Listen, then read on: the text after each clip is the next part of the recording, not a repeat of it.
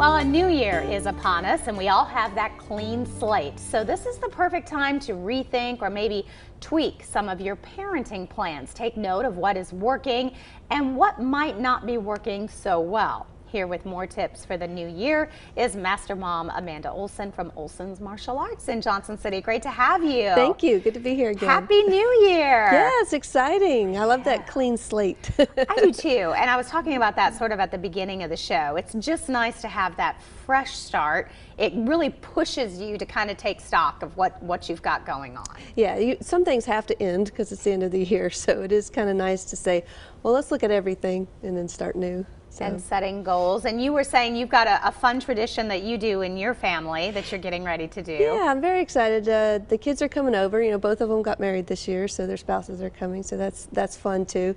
And we have we call it the prayer bucket, and it's just a little box with a lid. And we've had it for 20 years. And we just each year, and sometimes throughout the years, things might need to be put into there. We put prayer requests in, and so today is the day we open it back up and look back. So we look back at the prayers that have been answered, and then we also will put new ones in. So it's just a really nice tradition, you know, to see all the amazing things that happened over the year, and then set new goals for the next year. It's kind of like a little mini time capsule. It is, yeah, and it's amazing how you forget what you prayed for, and wow, that was answered. Wow, you know? That's really neat. And that kind of brings me to traditions, which I think are so important for families, to have those traditions that your kids are going to remember and probably pass along to their kids. Yeah, that's something that will be really special, you know, and if the time comes, it's something we can all continue to do as a family. And it's one of those things that, you know, when you get together with your family at times like this and you talk about things, the end of the year gives you a chance to just stop, like you said, and say what's working, what's not. It doesn't have to be big. It could be little things, you know.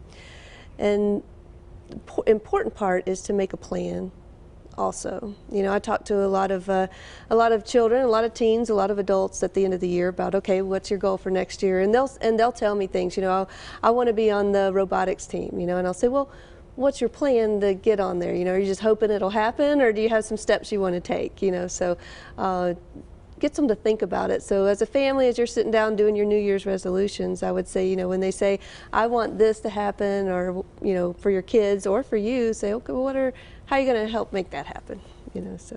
And I think it's interesting too, when you say sit down together, you know, you always think about maybe you and your spouse and you guys setting your goals, but you say kids, start them young, get them thinking at a younger age about some goals that they could set as well. Yeah, and any age. You know, some of the little guys I talk to, the little ones, they want to do better on their video game, you know, and that's okay. You know, that's their world, that's where they're at right now, and say, okay, well, how are you going to get better, you know? And then I guess I need to practice more. Right, yeah, right. So you can, and then you can also say, well, that's too much practice, you know, it won't be fun anymore, you know. One day a week would be great. Yes, exactly. And how about the middle-aged kids? Some tips on, especially if they're really entering into some of those difficult years. You know, you almost sort of take a deep breath and like, okay, we're going through 13 or we're going through 14, right, and the challenges that can lie ahead.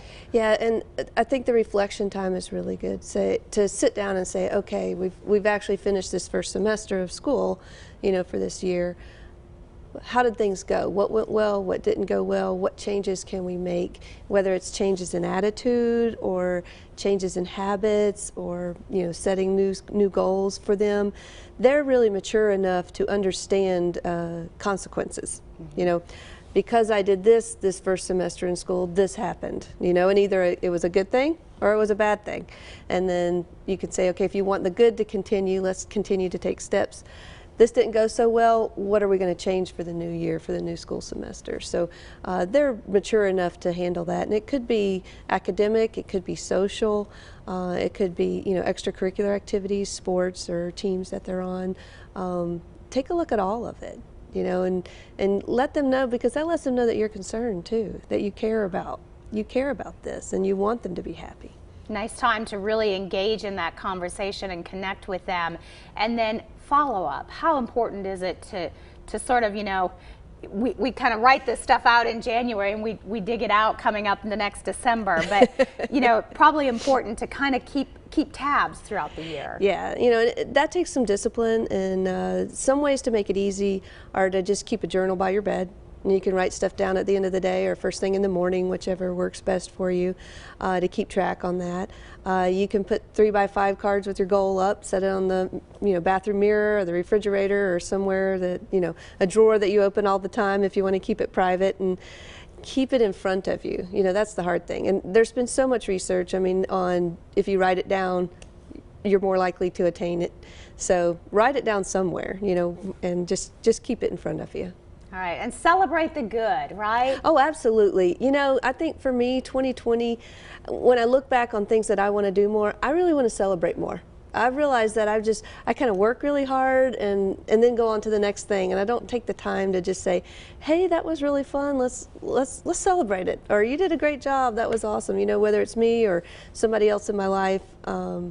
Just the little things like that to kind of say, yeah, that was awesome. Take the time. Amanda, great to have you on the show. Thanks for all you've done for us this whole year long. Great parenting information. AskMasterMom.com. For more information, you can always shoot her an email, and you can always visit Olson's Martial Arts Academy right there in downtown Johnson City. We'll be right back.